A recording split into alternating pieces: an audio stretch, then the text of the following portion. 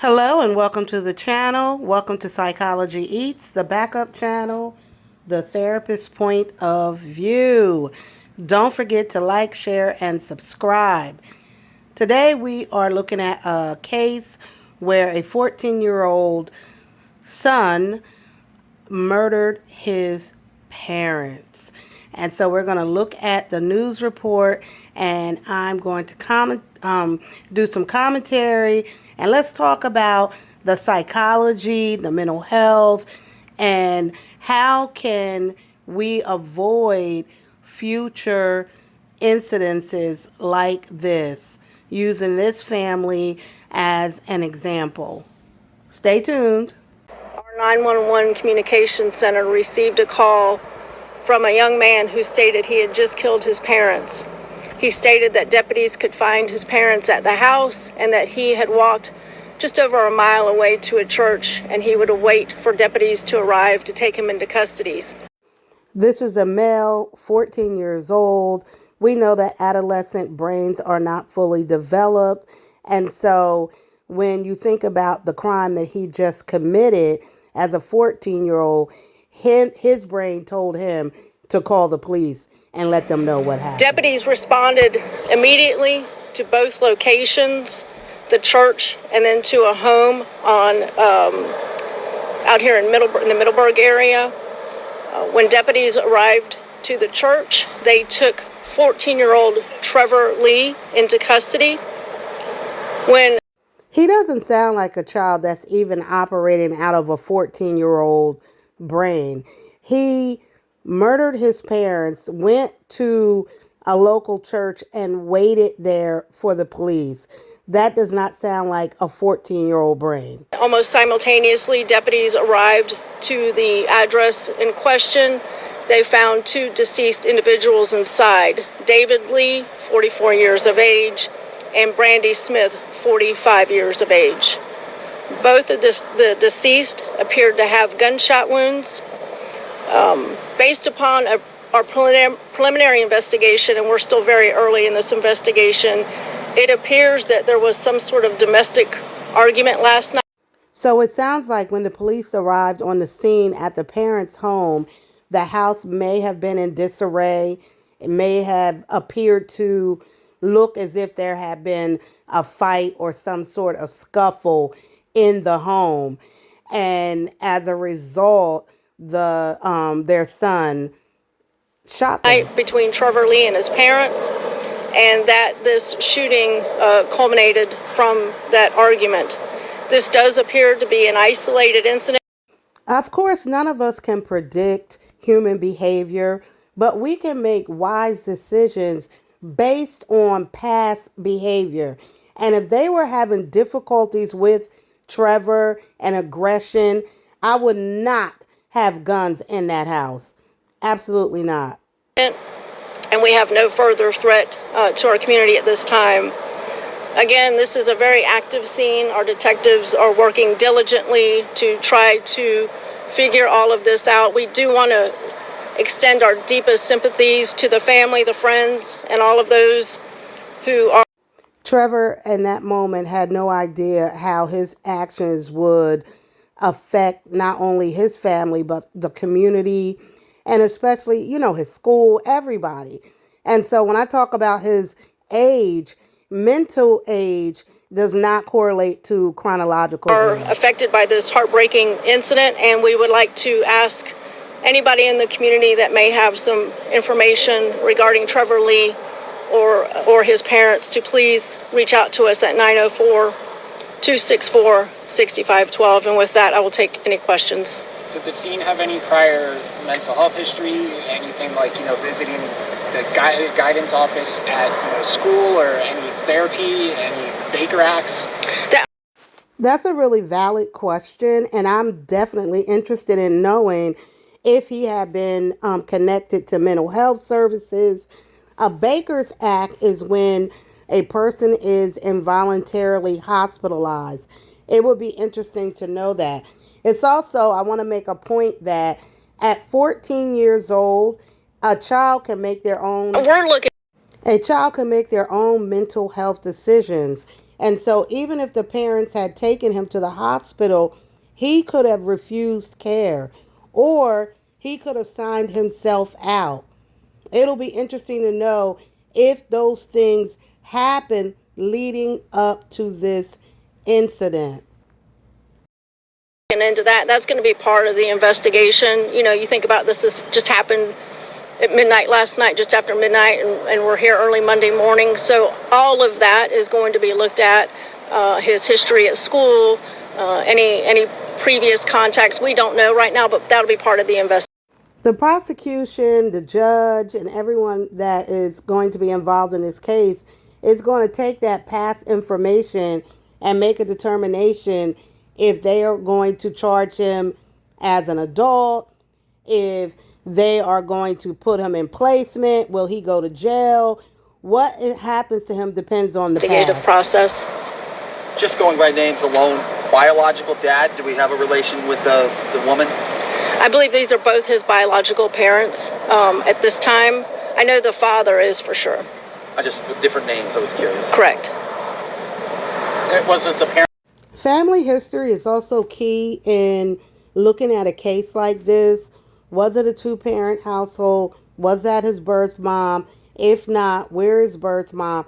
All of these things, when given a full spectrum of the situation, is important to look at. Parents gun or was the kids gun? At this time, we believe it's going to be the parents' gun, but we're still, again, looking into that through. Families, again, if you have a child in the home or an adult that is showing aggression in the home, toward the people in the home, toward themselves, please remove all firearms. Please remove all firearms. You know, talking to him, finding out where the gun was, how he got a hold of the gun, how did he know the gun was there. The gun was recovered at the scene. He left the gun at the scene when he walked to the church to call 911. Were they both shot just one single time, and if so, where? That I do not know. Again, part of the investigative process. And additionally, was there anyone else in the home, maybe a sibling who was obviously not harmed but was just in the home? At this time, it appears that only Trevor and his parents were in the home when this incident occurred. Anyone else? Anything else? Now Trevor is sitting in a cell, maybe in a juvenile facility, maybe in an adult facility, not sure. He wouldn't be kept with adults though. But at this point, he's sitting there and in his own brain attempting to process what just happened. No clue about what the future is going to look like. Again, appreciate you guys coming out, and just, again, if any citizens have any information about Trevor Lee, please give us a call, 904-264-6512, or send us a Safer Watch tip. Thank you. Real quick, do you know if you've had any incidents at the home? Have you guys ever had to respond to the home? I don't know the answer to that yet. That's going to be part of the. Oftentimes, parents try to handle situations like this privately and don't always want to call the police.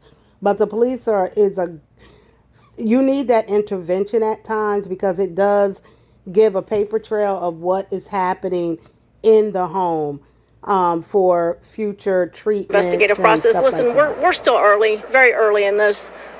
Detectives, our crime scene technicians are still on scene. This is very, very early in this. Thank you.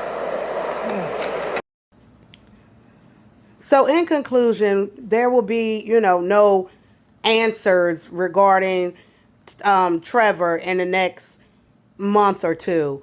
He will have multiple evaluations. The prosecution, the legal side will try to make a decision if they're going to try him as an adult, as a child. Will he stay in juvenile detention? Will he go into the adult system, separated from adults, obviously, male adults? But what is this going to look like for him? He's 14 years old. I don't believe he's operating out of even a 14-year-old brain, maybe 10. It'll be interesting to see his school records. All of those things will add to what will the future look like for him? Now he has no parents. As a result of his actions, the family is most likely not going to support him. Maybe there could be one or two family members. We don't know because we don't know the dynamics of the family. All of these things are important as they move forward in trying to figure out, is this kid going a danger to society? Should he ever be released back into society? Obviously, he needs a lot of treatment, evaluation by multiple professionals to determine, as we move through the years, is he appropriate to return to society? Now, from my point of view, we through years of research, we know that the adolescent brain is not fully developed. Think about your own life as a teenager. If you're an adult watching this video, how you was thinking and processing at 14 years old, you certainly don't think that same way at 25, 30, 40, 50. And so when we think about juveniles being sentenced to life in prison based on a decision they made as a juvenile, for many of us in mental health and in the world of psychology, we don't support that. My point of view, I don't support that. Should a Trevor be released one day back into society? Moving forward, like right now, we know he needs to be incarcerated. He is a danger to himself and others. He's already shown us that, right? Through his behavior. I can't say that he should never be released back out into society. I don't know that. Based on everything that we don't know a lot. Based on what I know about the brain and adolescence and the fact that he will grow, he will mature, he will gain an understanding of his actions later on. Is that going to make him a different person and he should be trusted back into society? We'll have to see. We'll have to see. But, and however, as a clinician, I don't support juveniles being sentenced to life in prison without a chance of parole. I believe that they should be granted a chance of parole even after maybe doing 20 years, 15 years in prison with mental health treatment. But I will keep my eyes on this case and I'll come back with a follow-up if if the news shares what happened to him down the road. Bye, guys.